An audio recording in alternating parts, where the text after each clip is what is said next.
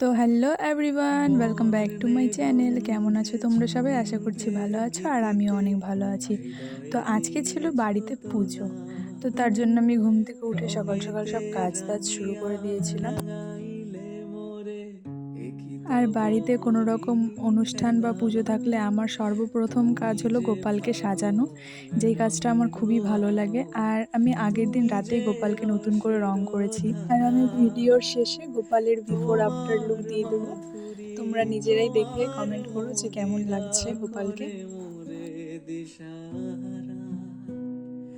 মুক্তা যেমন শুকতির বুকে তেমনি মাতে তুমি আমার পরাণে প্রেমের। আর আমি আগের দিন রাতে যতটা সম্ভব চেষ্টা করছি করে রাখার কিছুটা আলপনা, আর যতটা যা বাকি ছিল পরের দিন সকালবেলা আমি করি।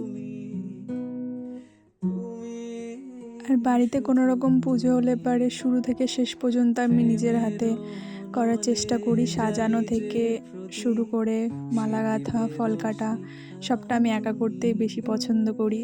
জোনাকি পাখায় ঝিকিমিকি নেচে এরিতি না চালে তুমি আপন হারা। আর অনেকেরই প্রশ্ন ছিল যে আমাদের পূজায় এত ডাব দেওয়া হয় কেন, এটা কি কোনো মানত বা অন্য কিছু কি না? তো না, সেরকম কোনো ব্যাপার না, এটা আমরা নিজের মন থেকেই দিই। আমাদের পূজাটা এরকম করে করতেই বেশি ভালো লাগে, তো তাই আর কি, সেরকম কোনো বিষয় না। যেমন শুকতির বুকে তেমনি মাতে তুমি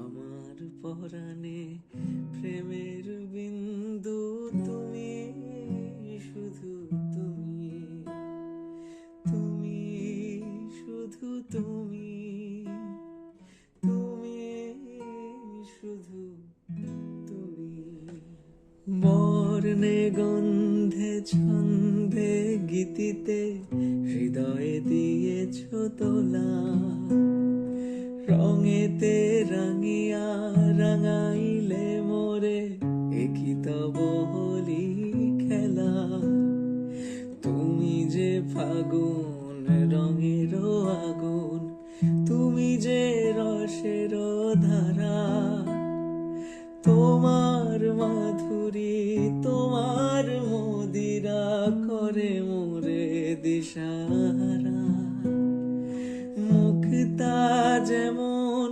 শুকতির বুকে তেমনি মাতে তুমি আমার পূজার পরাণে পরে প্রেমের উপাস বিন্দু ভাঙার জন্য তুমি শুধু তুমি তুমি শুধু তুমি তুমি শুধু তুমি প্রেমের নলে জালি যে প্রদীপ।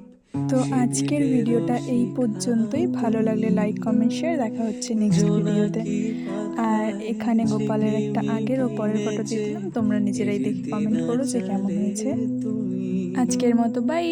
আপন